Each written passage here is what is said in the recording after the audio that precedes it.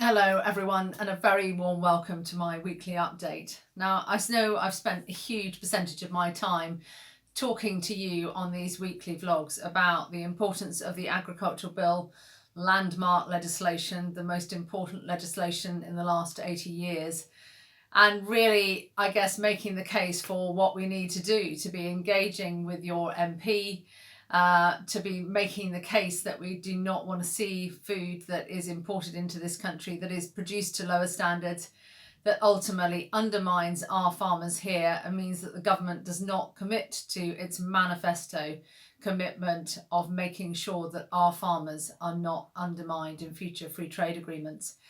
So we are coming down to the final days, effectively, of this bill. It will be debated by MPs in the House of Commons on Monday. And because of the importance and the timing of all of this, I've already had one meeting with Sir Keir Starmer, but I was also very keen to have an on-farm meeting, and I'm delighted that he accepted that invitation.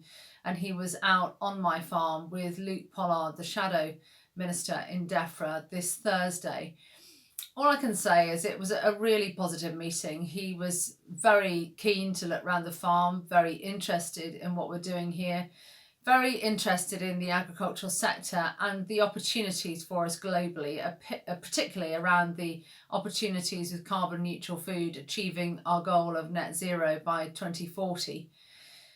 And of course, it doesn't just stop there. For an apolitical organisation, it is really important that we speak to all political party leaders.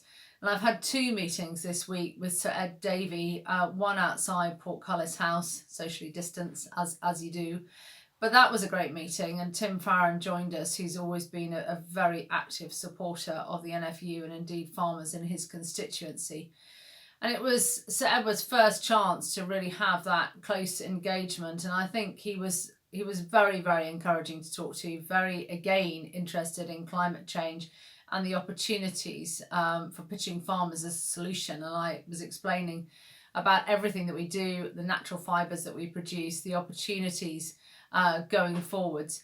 So really positive, and so positive, in fact, that he wanted another Zoom call last night, which we did. So I feel that we've really got as good an interaction across all parties as possible. But of course, there is one remaining party, and I still have yet to meet Boris Johnson, the Prime Minister, which is really important that we do get in front of the Prime Minister. I had several meetings with Theresa May at her short time in office, and it is really important to have that level of engagement.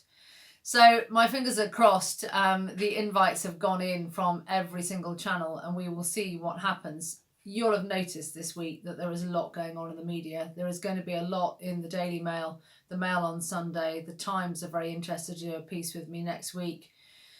We are up against, I would say, a tidal wave of pushback on this. It is very clear to me that the government does not want to see its hands tied in any way at all on future free trade agreements.